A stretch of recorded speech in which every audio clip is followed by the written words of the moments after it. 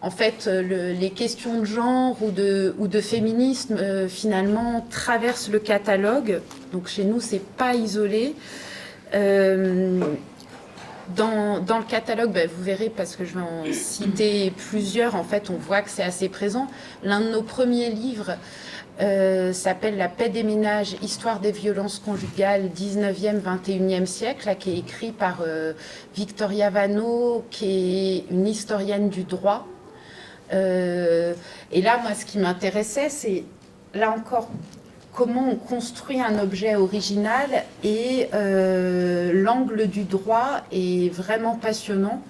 Et c'est extrêmement bien écrit parce qu'elle montre vraiment comment, dès le 19e, qui n'est pas que le siècle du droit de correction, dès le 19e, en fait, la justice se questionne. Enfin, comment on entre, parce que c'est toute la particularité de ces violences-là, c'est comment on juge dans l'intimité, comment on rentre dans la chambre à coucher. Et ce qu'elle montre à travers le travail, les archives, le travail des magistrats, c'est toutes les questions de définition qui se posent. Comment on appelle ça, un conjugicide. C'était d'ailleurs une terminologie qui était très intéressante, qui, selon moi, après avoir lu, convaincu ce qu'elle avait écrit, est plus intéressante que féminicide en termes de droit. Donc toutes les en fait, et ça on le voit peu souvent, comment le travail de la justice se fait au quotidien et dans l'histoire. Et chose importante aussi, elle le développe peu dans cet ouvrage parce qu'évidemment on les trouve moins dans les archives, mais elle a tenté de ne pas laisser les hommes aussi victimes de violences de côté. Enfin, elle y a consacré des articles, elle en dit quelques mots, parce que la question, oui, pour les historiens, c'est qu'ils ne peuvent pas inventer ce qu'ils ne trouvent pas dans les archives, et pour qu'on les trouve dans les archives, il faut qu'il y ait une plainte, etc.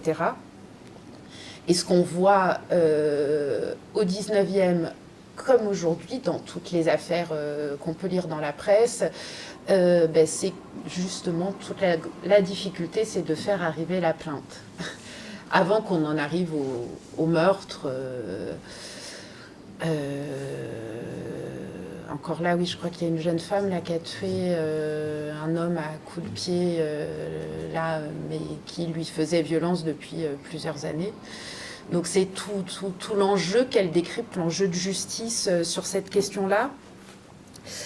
Du sexisme dans le sport de Béatrice Barbus, dont j'ai dit l'importance, et surtout, si vous ne l'avez pas dans le fond, attendez octobre, la nouvelle édition. De toute façon, oui, là, il est indisponible. Et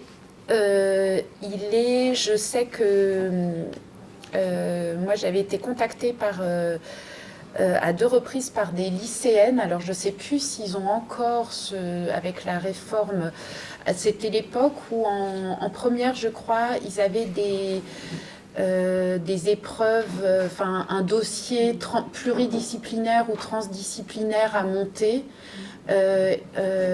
avec peut-être un entretien à faire avec un professionnel.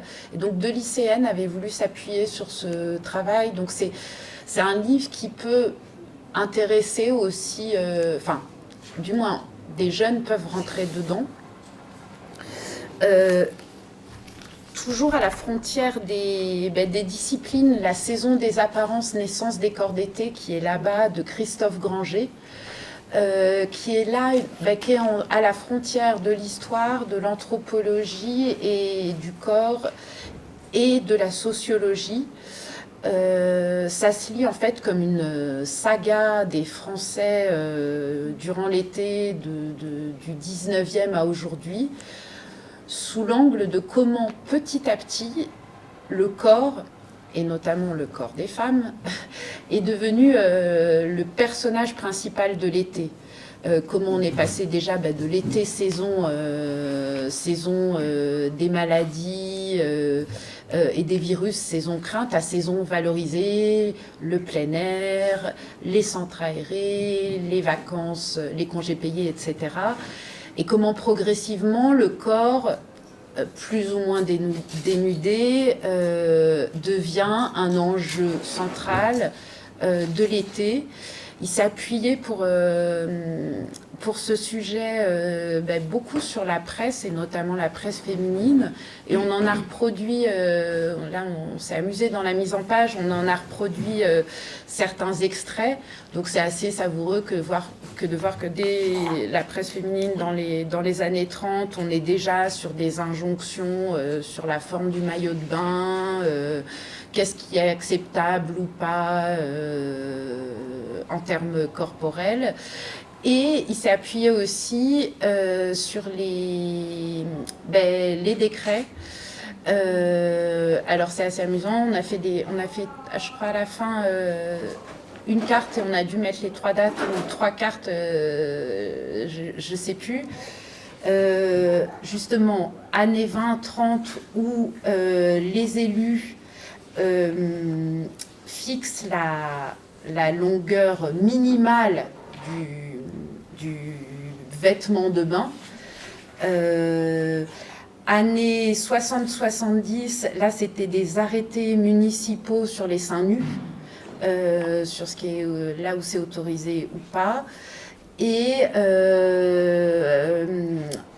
début, là c'était quand l'affaire du Burkini, 2015-2016, justement, les arrêtés, là où on a interdit aussi de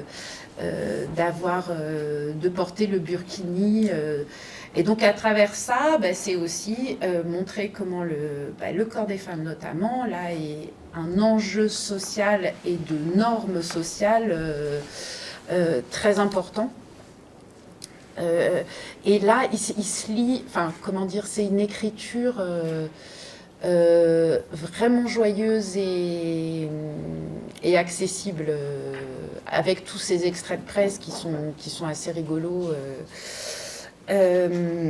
Ensuite, il y a le bus des femmes prostituées, histoire d'une mobilisation qu'on a publié en février 2020, qui est encore un autre type d'ouvrage qui part en fait d'une archive. Alors ce qui s'est passé, c'est que dans les années 80, donc on est en pleine année SIDA, des prostituées du bois de Vincennes, en fait, justement, souhaitent interpeller les pouvoirs publics sur leurs besoins de protection, justement, notamment face au sida, sur leurs conditions de travail. Et elles font appel à une sociologue qui s'appelle Anne Coppel, qui est spécialiste de la toxicomanie et des drogues.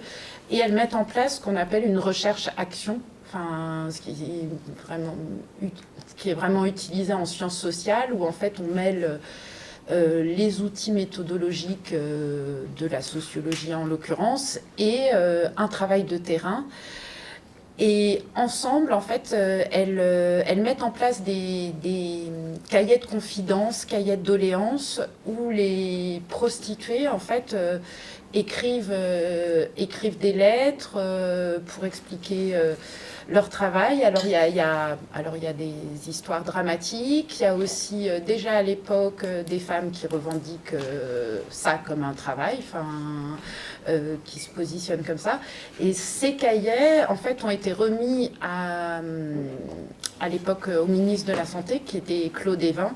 Alors c'est assez rigolo parce que dans le livre, il y a justement des photos au début où on voit Claude Évin entouré de toutes ces femmes dans ce bus, parce qu'en fait ça a donné lieu ensuite à la création du bus des femmes, qui est une association qui existe toujours. Et ce bus, en fait, là, à Paris, et dans le bois de Vincennes, qui propose du soutien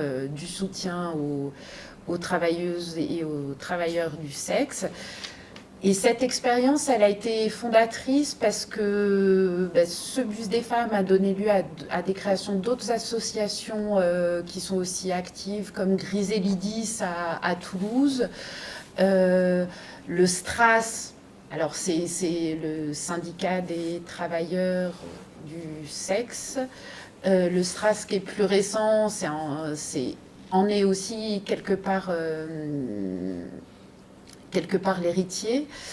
Et le livre, en fait, nous on l'a constitué avec en 3 parties. Anne Coppel et Lydia Bragiotti, qui était prostituée à l'époque et qui a été très active dans la mise en œuvre des cahiers, qui explique en fait cette histoire-là. On a reproduit une vingtaine de lettres, donc en fait c'est vraiment, et ça compte aussi beaucoup dans le travail de la maison, c'est de pouvoir montrer les documents. Donc là c'est une vraie archive. Donc là, les lettres sont reproduites telles quelles et commentées. Parce que montrer l'archive, c'est aussi montrer l'atelier du chercheur et de la chercheuse, c'est donner accès aux lecteurs et aux lectrices, aux sources. Et la 3e partie, c'est justement Malika Amaouche, qui a été militante et qui est chercheuse en sciences sociales, qui fait le lien avec jusqu'aux associations contemporaines. Et ce livre-là, justement, c'est en février 2020, au lancement, là, il y avait un public extrêmement varié. Déjà... plusieurs générations d'hommes et femmes, de travailleurs et travailleuses du sexe, beaucoup de publics jeunes qui s'intéressent aux questions de genre. Donc c'était assez intéressant comme mélange lors de la présentation. Je citerai aussi le livre dont j'ai parlé de Camille Froide-Vaumétry, Saint, en quête d'une libération. Là aussi, c'est encore une écriture originale, parce que Camille Froide-Vaumétry, elle se définit maintenant comme philosophe féministe. Elle a plutôt une approche phénoménologique. Elle avait publié un livre plus théorique chez Gallimard qui s'appelle La Révolution du féminin, et un livre juste avant Saint qui a été publié par Philosophie Magazine, éditeur. En fait, Philosophie Magazine a aussi publié des petits livres qui s'appellent La bataille de l'intime. Et ensuite, donc, elle a fait Saint. Donc, elle a cette approche de philosophe féministe, mais pour répondre à notre demande, parce que en fait elle avait la question de la poitrine, elle l'aborde à la fin de la bataille de l'intime, donc on lui a demandé si elle voulait pas aller plus loin. Et ce qu'elle nous a proposé, c'est elle s'est inspirée d'un livre qui a été publié aux États-Unis dans les années 60-70 qui s'appelait Breast, poitrine, et qui était là un grand livre photographique avec plein de portraits de seins de femmes prises partout aux États-Unis. Et donc nous, ce qu'elle nous a proposé, c'est de nourrir en fait son analyse de ce qu'elle appelle un tournant génital du féminisme, l'époque dans laquelle nous sommes en fait, parce que le féminisme, oui, on l'a vu, a différents courants et a connu différentes périodes de renouvellement. Et selon elle, là, depuis 2010, on est dans ce qu'elle appelle donc un tournant génital, à savoir une attention non plus seulement portée sur le corps, mais sur les parties et les parties et ou attributs sexuels du corps féminin. Il y a eu, parmi les livres qu'on a cités, les livres sur le clitoris, les joies d'en bas. Or, ce dont elle s'était rendue compte, c'est que la poitrine n'était pas présente dans cette littérature. Et donc, elle a nourri son analyse d'entretien qu'elle a fait avec une quarantaine de femmes en France qui vont de 5 ans. Alors c'est la petite fille de 5 ans était avec sa maman et du coup a voulu être photographiée. Je vais peut-être aller le chercher. Ah ben non, j'en ai un là. Et en fait, bon, je le montre parce que du coup là, au verso de la couverture, on a mis là tous les portraits de seins, de la plus jeune à la plus âgée. Donc elle a fait des entretiens avec ces femmes et elle leur a aussi demandé, si elles pouvaient les photographier. Pour montrer, en fait, l'idée aussi, c'est qu'il n'y a pas de poitrine comme on l'a vendu souvent aux femmes dans les magazines, où il n'y a pas de poitrine idéale, il y a toutes les formes, il y a toutes les tailles. Et ce qu'elle démontre, c'est toutes les injonctions sociales énormes qui posent sur la poitrine. À la fois sur la forme, elle part d'une anecdote, acheter le premier soutien-gorge avec sa fille adolescente, où tout de suite on lui sort là les push-up, tout de suite, voilà. Récemment, d'ailleurs elle est intervenue dans la presse sur le sujet, il y a eu ce fait divers mais qui en dit long, d'une jeune femme qui faisait la queue, qui avait son bébé, qui n'avait d'autre choix que de l'allaiter, qui s'est pris une gifle parce que de quelqu'un qui considérait que ça se faisait pas en public. Donc elle démonte tout ça, là c'est ce qui pèse sur les seins, qu'on doit montrer mais pas trop, parce que sinon ça gêne. À tel point que alors cette couverture, là aussi ça paraît anecdotique mais ça en dit long.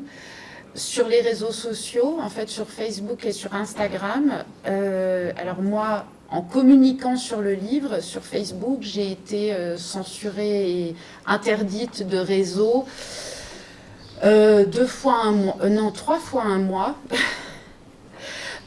sous prétexte que là, ce sont leurs règles, leurs algorithmes là, d'atteinte aux bonnes mœurs ou à la... je ne sais plus comment il formule ça. Ça en dit long là, sur la manière dont on envisage le corps des femmes, où la poitrine est d'emblée pornographique. Et la grande réussite, parce que c'était pas facile ce dans quoi elle s'est lancée, de mêler deux écritures. Une écriture analytique et de rendre compte de toutes les voix qu'elle a entendues. On aurait pu, le risque c'est de basculer dans ce que j'appelle une écriture magazine, des témoignages. Et en fait, elle tient le fil tout au long du texte. Donc c'est une vraie réussite. Et on a eu aussi là des retours de lecteurs d'hommes qui ont aussi apprécié la lecture. J'en ai, moi, de jeunes lectrices de 16-17 ans. C'est un livre qui circule pas mal et qui a été libérateur pour beaucoup. Elle aborde aussi la question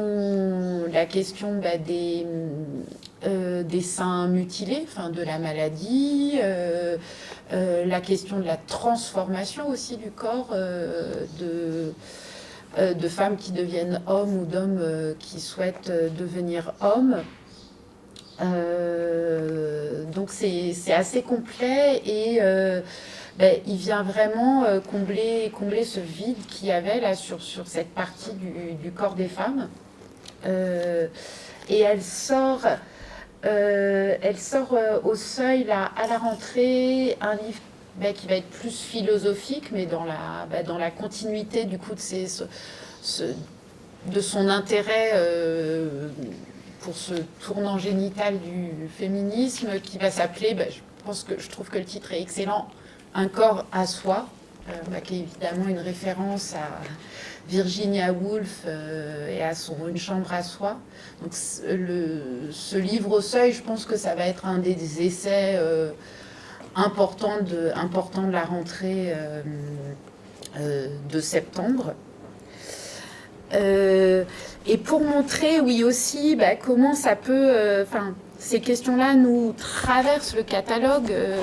J'ai aussi pris Les larmes de Rome, le pouvoir de pleurer dans l'Antiquité de Sarah Ray. Alors là, on n'est pas dans la classe 300, puisque Sarah Ray est spécialiste d'histoire romaine. Et en fait, elle s'est intéressée à la manière, parce qu'elle retraduisait pour elle Cicéron. Et elle s'est rendue compte qu'il y avait une variété énorme de termes pour désigner les larmes, le fait de pleurer en latin, et notamment dans l'art oratoire, alors je crois que c'est la lacrimula, la petite larme, les autres termes, là je ne pourrais pas les citer, mais de la larme, donc de la petite larme, la larme de crocodile, des grands sanglots, qui en fait en dit long sur la manière dont les Romains, et donc là on parle des hommes, parce qu'évidemment les larmes féminines sont un peu dévalorisées, parce que c'est les pleureuses, ou les hystériques, ou les géniardes, mais chez les hommes en fait, et notamment chez les puissants, la larme est vraiment normée socialement chez les Romains. Et utilisé dans l'art oratoire. Donc c'est un texte, moi aussi, vraiment que j'aime beaucoup, parce que il y a comme une sorte d'exotisme à découvrir, ces Romains conquérants en train de pleurer. D'ailleurs, elle a une écriture où on sent de temps en temps qu'elle s'amuse un peu de ces personnages-là qui sont réels. Et je dois dire que les écrivains, les historiens et historiennes d'histoire ancienne, je trouve qu'ils écrivent particulièrement bien. Est-ce que c'est lié à leurs sources qui sont littéraires pour la plupart du temps? Ça, je ne sais pas, mais c'est... Et c'est aussi, en fait, s'interroger sur une vision de la masculinité, parce que, donc, on avait dans l'Antiquité romaine, en tous les cas, là, ces hommes qui pleuraient beaucoup. Puis après, on a vite mis le couvercle sur l'émotion masculine, justement, un homme ne doit pas pleurer, pleure pas si t'es un homme... jusqu'à il y a peu de temps. Et tout d'un coup, on a vu Obama pleurer. En fait, ça fait pas longtemps que, de nouveau, les puissants s'autorisent à pleurer. Je pense qu'on est dans une époque là où les émotions sont plus partagées. Oui, ça a fait d'ailleurs couler beaucoup d'encre.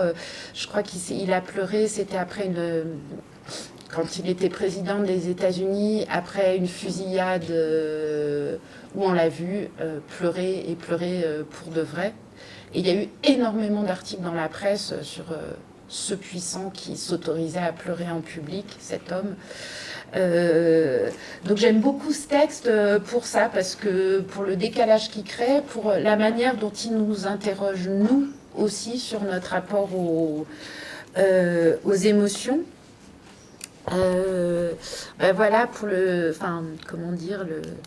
panorama chez nous autour du féminisme et du genre.